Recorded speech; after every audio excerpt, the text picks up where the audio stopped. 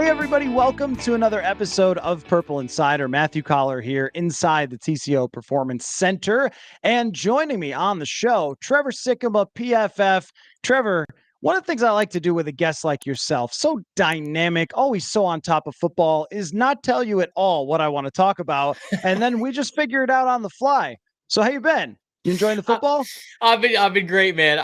It is funny, sometimes I will do podcast appearances and be like, all right, we're gonna talk about this, we're gonna talk about this. And you and we've been on podcasts together. So it's like, okay, we're good enough friends. We'll hit record, we'll figure out a good podcast, we'll be good to go. So I am anticipating, highly anticipating. In fact, the people who are listening to this show probably know what we're going to talk about better than I do because you probably put it in the title and I haven't seen the title yet. So I'm coming in more blind than the listeners are. So this should make for a great show.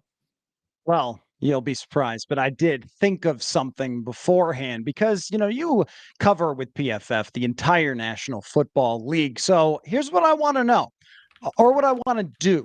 I want to power rank some football teams. I make fun of power rankings constantly on the show, Ooh. quarterback rankings, draft rankings sometimes.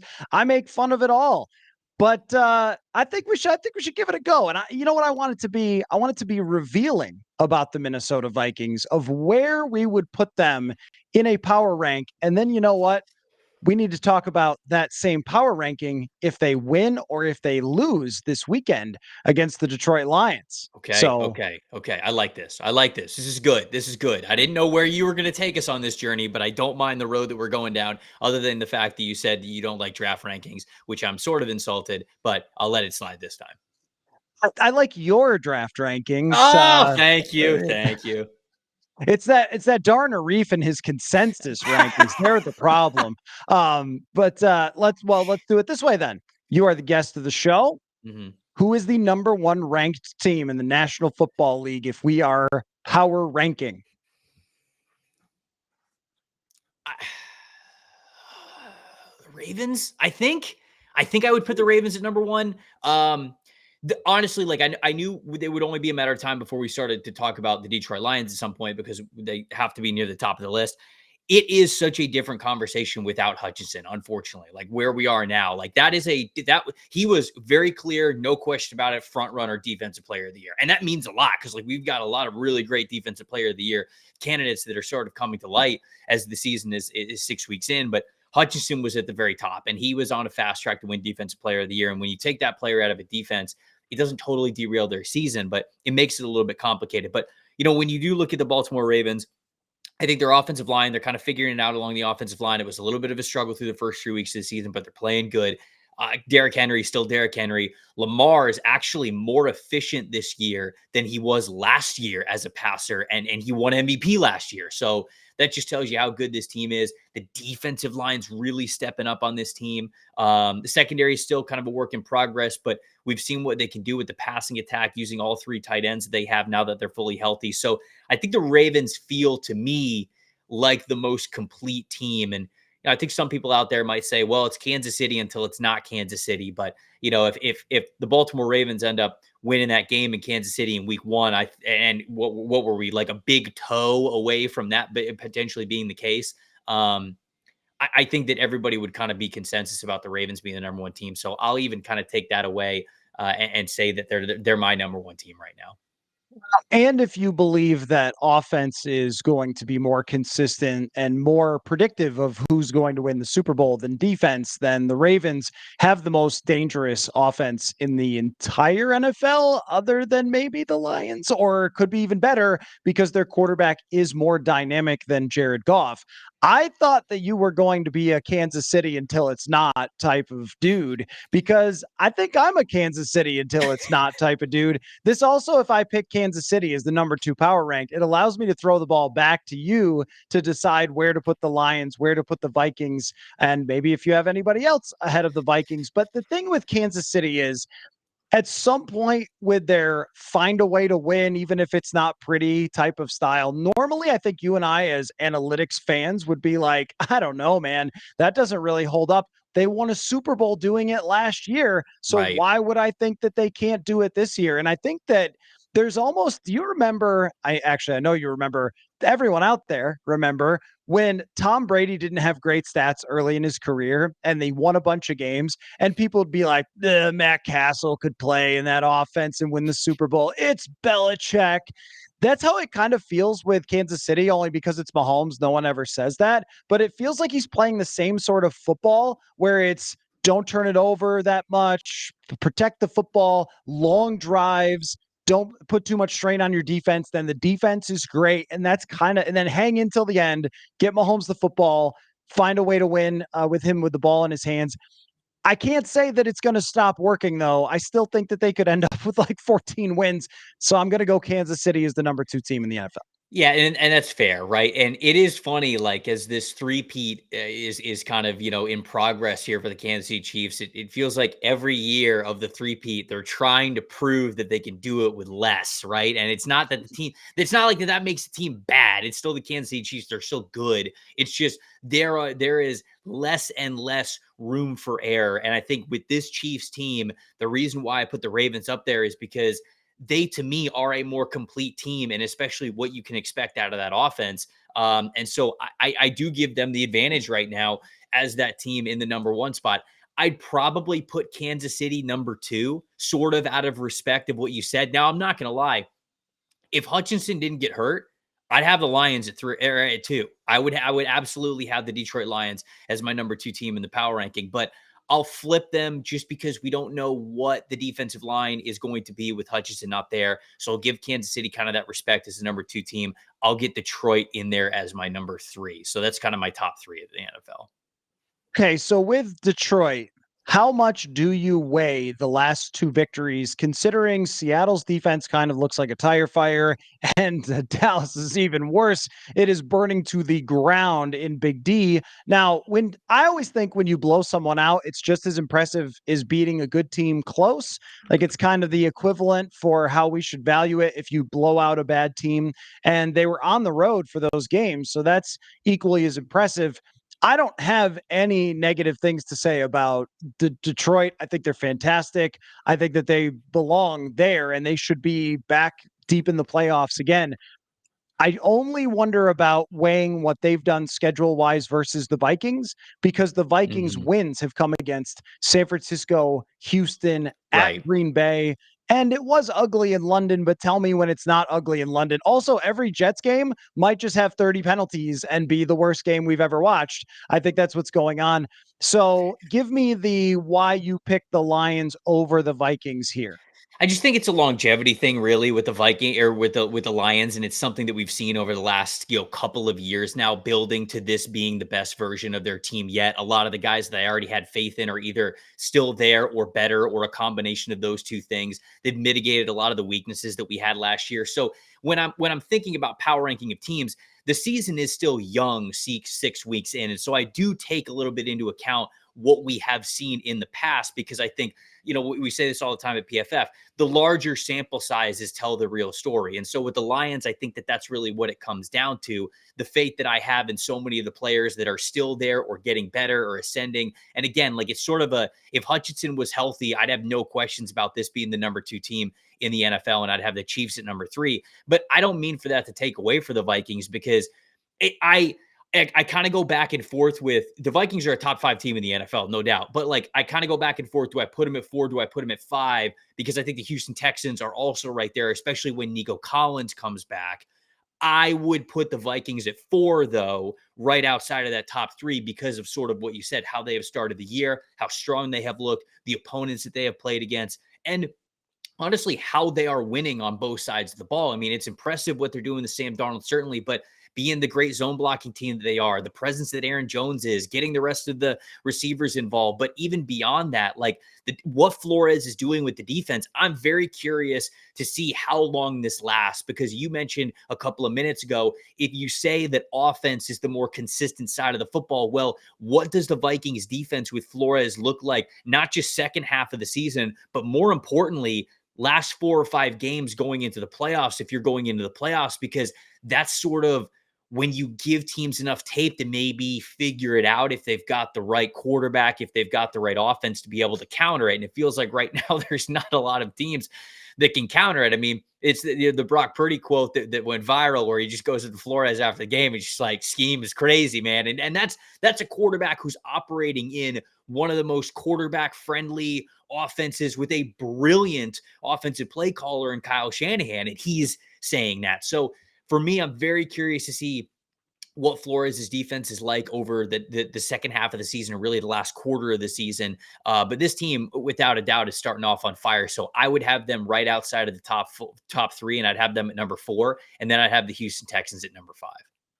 Yeah, I think it's completely fair. And of course, you can't put the Texans ahead of the Vikings because the Vikings blasted the Texans 34-7. So it was such a destruction there. But they are a strong team as well. I think that the Lions, because of who their quarterback is, we've seen Jared Goff go to the Super Bowl. We've seen Jared Goff go to the NFC Championship. We've seen him repeatedly lead top 5 offenses. And with Sam Darnold, your priors do have to matter as part of the equation. Like if you were building a projection model, trying to figure out how good is the Vikings offense going to be based on what we know versus Jared Goff, you would have to reach at least somewhat into the past and use their histories to do that, because Goff has so consistently run these top 5 offenses. And it has been a little bit more spotty for Sam Darnold, I think, over the last couple of weeks, especially against the New York Jets, than we usually see from Jared Goff, who is just a machine kind of year in and year out. So I think that that's fair. Defense is a little more difficult to sustain.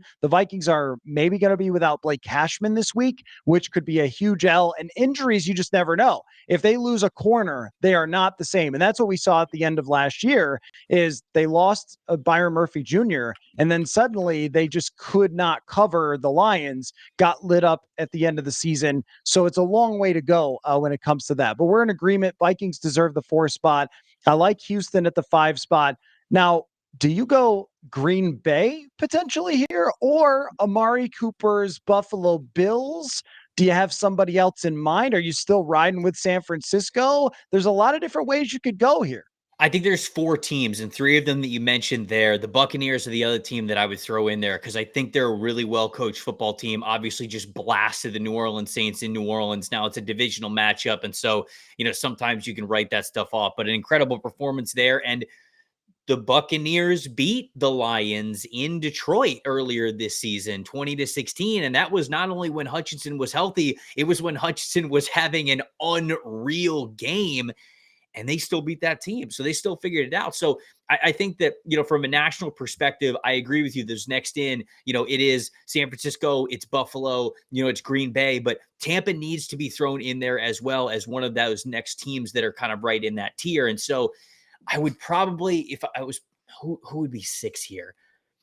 I'd probably still have the Niners 6. I think I'd have Tampa 7. I'd have Green Bay 8. And then I'd have the Bills at number 9. Very intrigued at what the Bills can be with Amari Cooper there now. But that is an offense that, to me, is still just too reliant on Josh Allen to be Superman for you at all times. And I mean, let's be honest. If I understand that Tyler Bass missed field goals as well, but like easy chip shot field goals for Greg Zuerlein for the Green Bay Packers. A lot of for the New York Jets, and a lot of penalties in that game as well. Like, I felt like the Jets were actually the better team in that game. And so does the outlook for the Bills look different if we flip that, if they make a field goal or anything like that? So I would have the Bills 9. That's how I would go. I would go San Francisco at number 6, Tampa Bay at number 7, Green Bay at number 8, and then the Buffalo Bills at number 9. I do not blame you for misspeaking when it came to kickers missing in Green Bay, because they have had that quite a bit as a trend so far this year. But interestingly, the Minnesota Vikings beat, what is that, 3 of our top 10 teams, San Francisco, Houston, and Green Bay. And now they have an opportunity to beat the Detroit Lions. Right. Would you make if they win this game, would you make the Vikings the strongest team in the NFL? Yeah, I mean, it would be hard to disagree with that. Like it would again. I think that the Ravens have a really good test on Monday Night Football coming up against the Buccaneers as well. That's a road game for them. So obviously, like if the Ravens look like a machine still, it would be hard for me to take them off of that top spot. But if the Vikings can go in and really handle business against if the Vikings can do that against the Detroit Lions, it's hard to not put them at number two. If of course, if we don't write off the Chiefs are the Chiefs kind of a thing, they're the Chiefs until they're not. If you sort of take that away, because it's not like the Chiefs have been really looking super solid as a team to this point. They've just been winning football games really by the skin of their teeth, it feels like. If you want to take that away, I can make an argument for the Vikings if they win this game to be the number two, maybe even number one team, depending on how you look at it. But they would have to be right there in that conversation with a really good resume to them.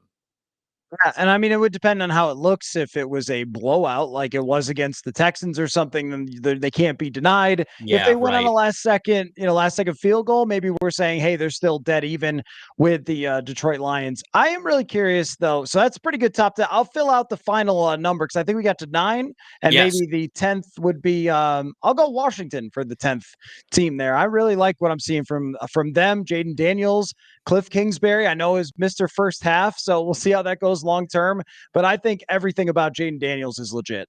I also thought about Washington as my next. If you were going to ask me, like, okay, let's round out the top 10, I think Washington would have to be that because they're not only obviously Jaden Daniels, and the story with Jaden Daniels kind of speaks for itself, but how Dan Quinn is getting this defense to play a little bit better every single week. They're kind of coming into their own with him being the defensive mind there, but also the offensive line is playing a lot better than we thought it was going to for Washington going into the season. I think their run game is a big reason, is a big result and how successful they have been on the ground. I know they didn't have Brian Robinson this past week, so it wasn't so great, but I think that it would probably be, in my opinion, a 3-team conversation between Washington, Chicago, and I know people are going to go crazy, but the Bengals. I can't. I'm not going to give up on the Bengals. It's been worst case scenario. It feels like every single game for the Bengals to get to this point where their record sort of is what it is. You come out and you don't sleepwalk the New England Patriots. The team looks a lot different, anyways. If you snap the ball correctly, or maybe if you try to get a couple of extra yards to take down the Ravens in overtime, I think that game was right there for the taking for them. And they have played better with their biggest weaknesses of why they struggled early in the season have now been elevated. The floor is higher, especially along the defensive line over the last 2 weeks than what we have seen from them at the beginning of the season. So to me, I really do think that 10 spot would be a genuine argument between the Washington Commanders, the Chicago Bears, and the Cincinnati Bengals, in my opinion. Well, and the Bengals also probably a pass interference call away from beating the Kansas City Chiefs as well, which Right, exactly. it's maybe some conspiracies were thrown around on the internet after that one. But no, I do agree that as far as like we keep talking about how offense, will sustain, their offense is fantastic overall, and it should over the long haul. But I do want to ask you, kind of led into the Chicago conversation. If the one thing about Chicago that holds me back from saying that they're in the discussion, because I think the NFC North is still more of a 3-team race, and hey, Chicago will be great down the road here if Caleb Williams keeps playing like this, is their schedule. I mean, they beat Jacksonville, they beat Carolina. Congratulations on those 2 wins. No one can take them away from you.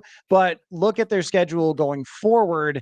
They have all the NFC North games. There's going to be a lot to prove there. I do think that Matt Eberflus has proven himself as a good, at least defensive coach. And I also thought that there was overreaction about Shane Waldron the first couple weeks. Like, you've got to figure out what a rookie quarterback is even capable of doing before we start trying to fire somebody after a couple of games with a rookie QB. I know we want everything now, but that's not usually how it works. But I tend to lean toward Detroit, Minnesota. Green Bay is kind of in the rearview mirror, looking right close at them. And I think Chicago is still going to end up being a step behind. Yeah, it'll all play out, right? I didn't actually realize this until you said that, and I just looked it up. This is a murderer's row of a schedule that they have upcoming. It's at Washington, it's at Arizona. Then okay, you host the New England Patriots, so you get a little bit of a break there. But then it's Packers, Vikings, Lions, Niners, Vikings, Lions, Seahawks, Packers. That sucks. I mean, there is no way around it. And in fact, I just quickly looked at our PFF power rankings. That's the number 2 hardest schedule in the NFL, remaining behind only the Cleveland Browns, who obviously play in a great division as well and have to play the Ravens and the Steelers and the Bengals as well. So that is so tough for them. And when you look at Chicago, I do tend to agree. I think that they're off to obviously a really good start. They've taken care of business against the teams that they should take care of business. If it sort of looks the same from that offense and from Caleb in particular, and that offensive line maybe in particular, I could see them being still a good football team. But unfortunately for them, they just will happen to be the 4th best football team in the division because of everything that they're going to have to go through. And so for Chicago this year, to me, obviously they want to make the playoffs. They want to end the playoff drought. They want to get there. There's no doubt about it. But even if you don't make the playoffs, I think you've got to understand that, like, it's year 2, year 3 of Caleb Williams that you're really supposed to put your foot on the gas. Now, I don't think they were expecting the Vikings to look as good as they did this year, especially without JJ McCarthy. And so you maybe insert him into a more established team next year. We know Jordan Love's not going anywhere. The Lions are probably going to have their winning window still open, and then you get Hutchinson back next year. So it's not like this division is going to get any easier next year. But the Bears could be a little bit further along with some more changes along their roster. So the defense is really good. Love their secondary. They're playing better up front. I will say that. Still looking for a little bit more pass rush juice there, but I think Austin Jackson being in there is very intriguing. So we'll see if he can develop during the second half of the season. But that's sort of my overall thoughts on the Chicago Bears, where you're right, not trying to rain on their parade or anything, but holy cow, this is a really tough schedule moving forward. And if they can get into the playoffs with this remaining schedule, Caleb will have had one hell of a year.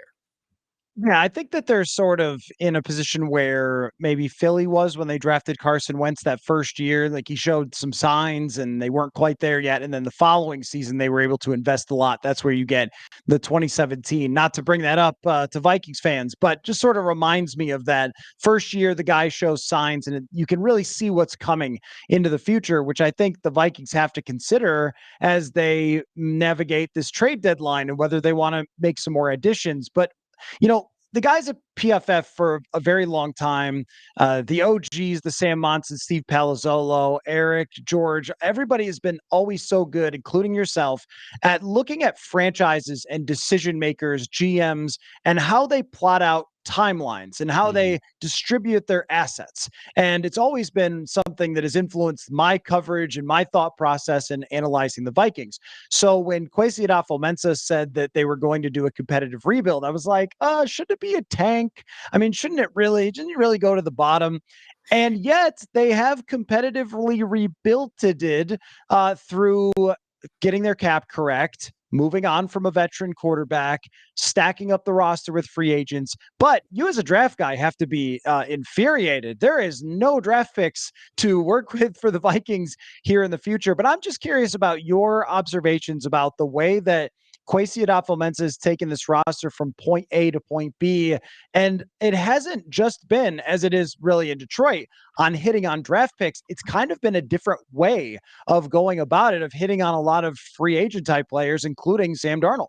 Yeah, not Sam Darnold, Aaron Jones. I mean, there's 2 huge ones, right, that you're bringing in that are able to help you. I think when you looked at this team last year, I mean, a lack of a real big presence in the backfield was something that really held this team back amidst, of course, the Kirk Cousins injury and all that. And it just obviously wasn't going to be extremely competitive for them at the second half of the season with everything there. But yeah, look, they did a really good job. And look, when we as like draft analysts or people who like to project things out, when we say that it's a multi-year rebuild or that it would be advantageous for them to tank, we know that, tanking in the NFL is not totally a thing, whatever, that's a deeper conversation. But when we say that we want them to tank, it is simply because, okay, every team in the NFL wants to competitively rebuild. Every team in the NFL wants to have one down year and then boop, oh, there we go. Now we're competitive again. Now we're going to the playoffs.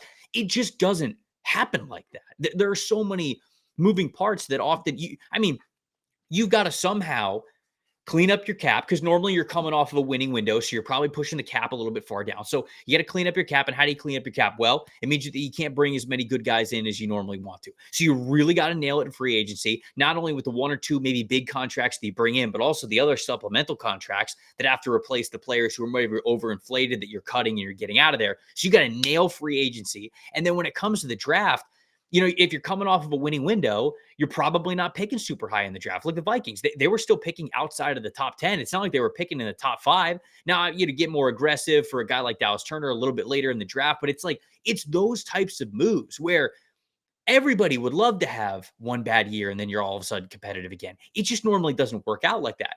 Like when I looked at the Vikings, I didn't think they were going to be a terrible football team this year, but especially with JJ McCarthy out for the season, I looked at this team and I said, yeah, all right, probably like 6-7 wins, because I'm also looking at Chicago being better and Green Bay being better and Detroit being who they are. So I said, yeah, 6-7 wins for this team. Here we are.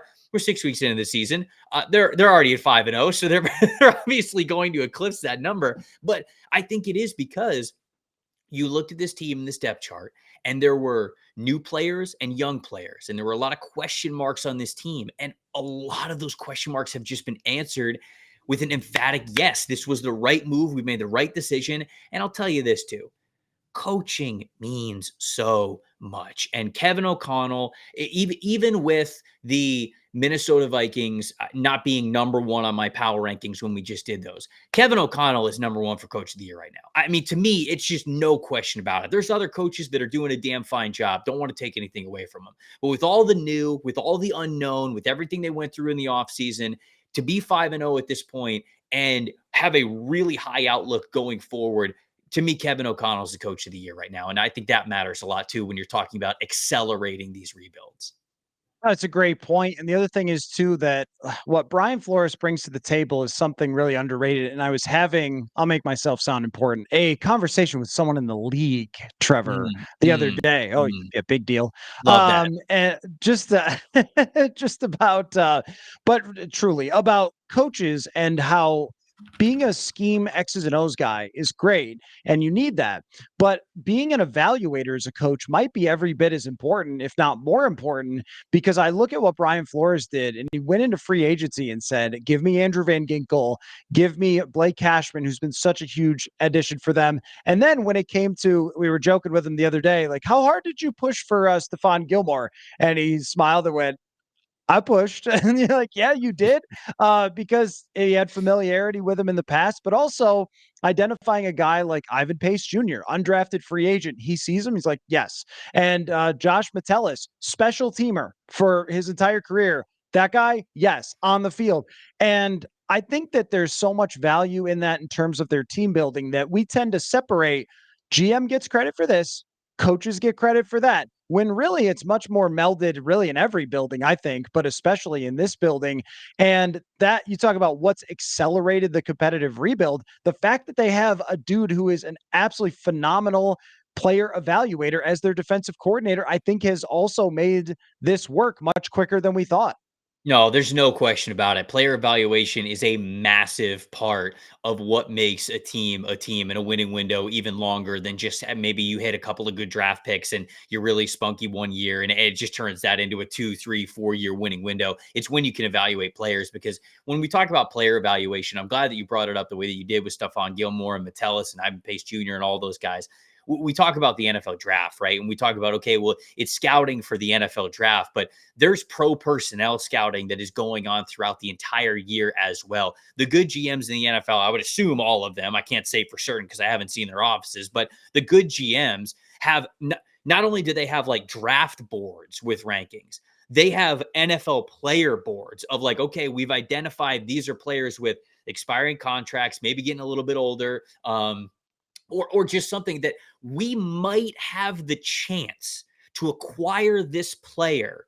Maybe not even this year. Maybe it's next year. Maybe it's the year after that. Maybe it's a 3-year window, and they create this pro personnel board where you go, okay, we're going to take our scouting notes that we had whenever this player was coming out of the draft. We're going to talk with our coaches and about what scheme they want to run, what type of player that this is. Have you ever coached him before? Do you know another coach who has coached him? Whatever it is.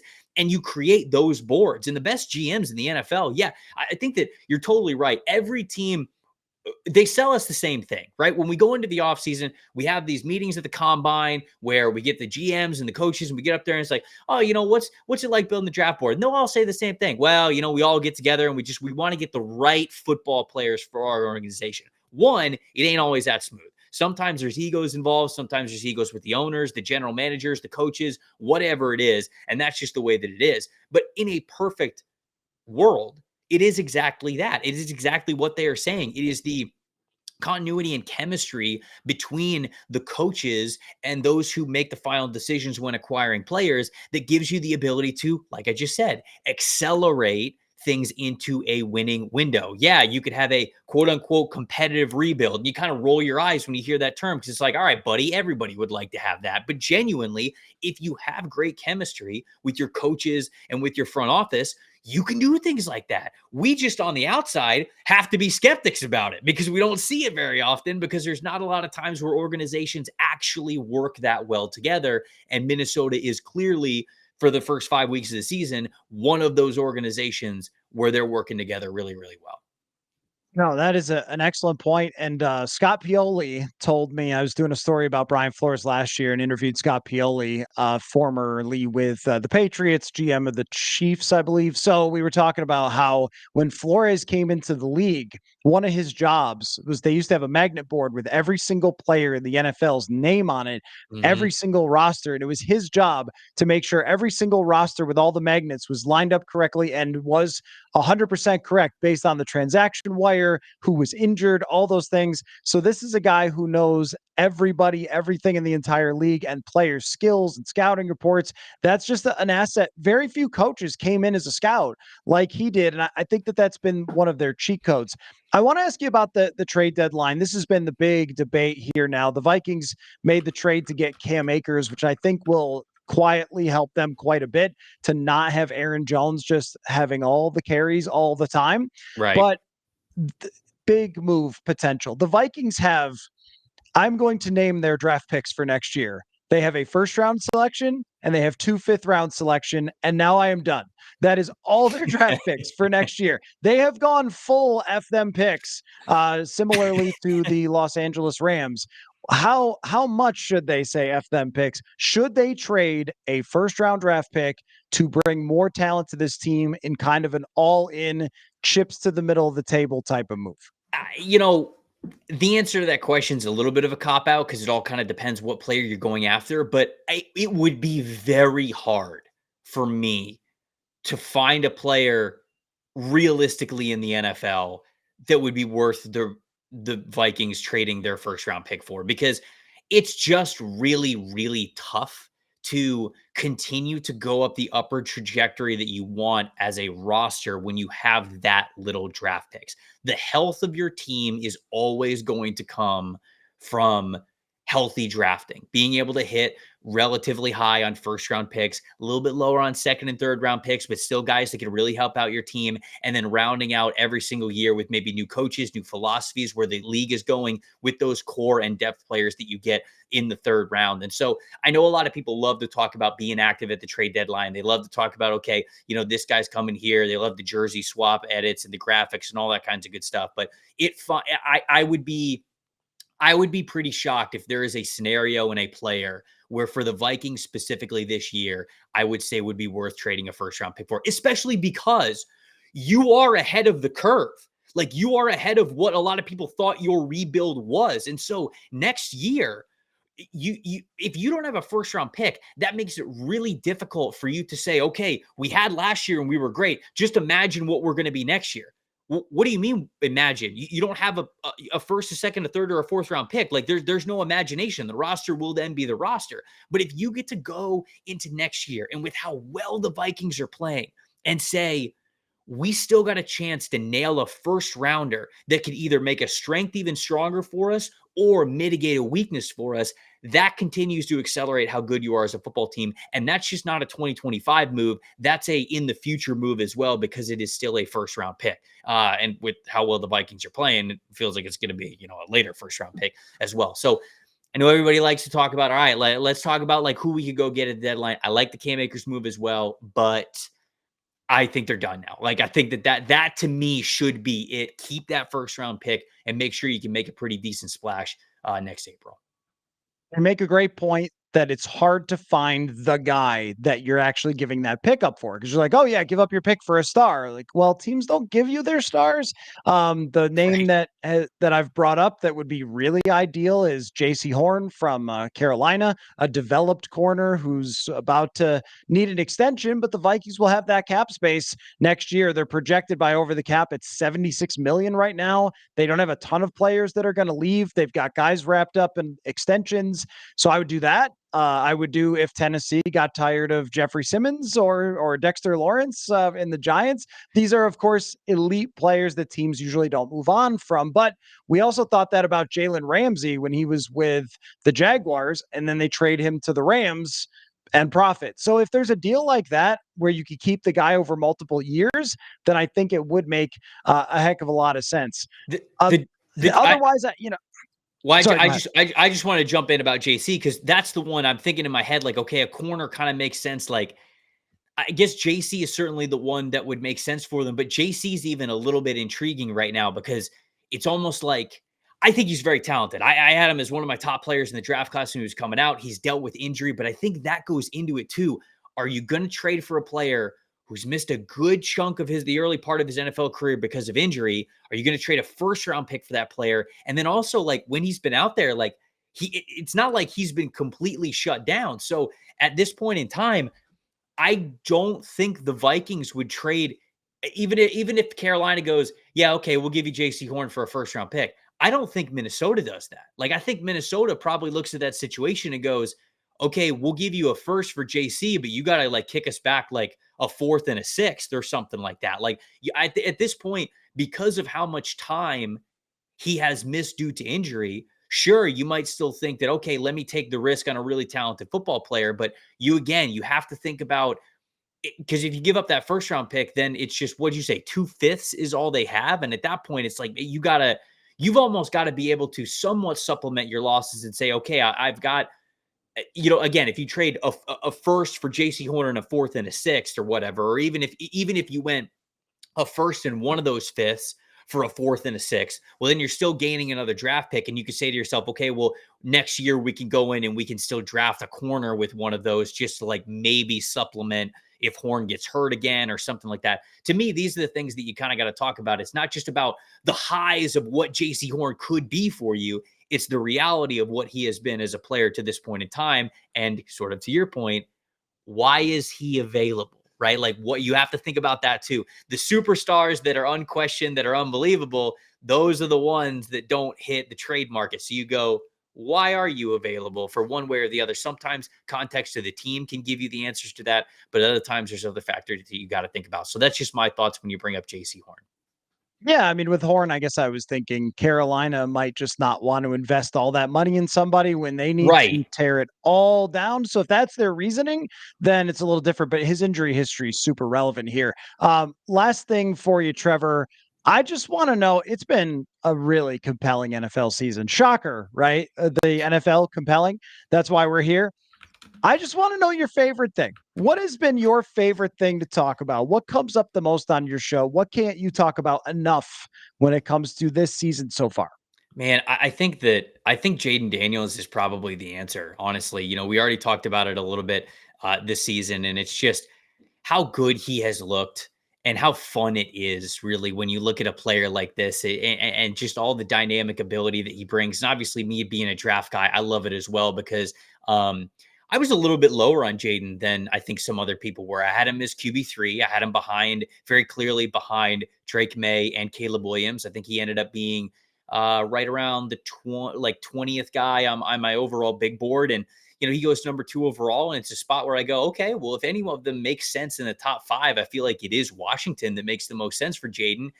And just the confidence in the way that he's playing, man. It's so much fun to watch this dude play football and really rejuvenate that offense and get the most out of everybody, the play caller, the offensive line, the wide receiver. I mean, how many years have we been talking about, oh, Terry McLaurin, get him a real quarterback, get him a real quarterback. Now we're actually seeing it, and it's fun. And Terry's, actually on NFL Red Zone again because he's actually scoring touchdowns. So it's like that whole storyline to me 6 weeks into the season has been so much fun to watch just as a draft guy, watch somebody be able to hit the ground running the way that he has. So I think Jaden Daniels has been the most fun storyline for me this year. I agree with you. And also karma, man. Like for Dan Snyder, as soon as he's out, they draft this great young quarterback. You just sometimes sports just hands it to you like, yes, this is a little bit of sweet justice for the NFL and football for him ruining that franchise for so long. Trevor Sikkema, PFF. Always welcome on the show. Great stuff. You know what? This is what I'm saying. The read and react. Like, hey, we're going to power rank teams. Let's go. And there you are on top of it, like a great NFL corner, if you will. So always great to have you, man. And we will definitely do it again soon. Of course, Matthew. Appreciate it, man. Anytime.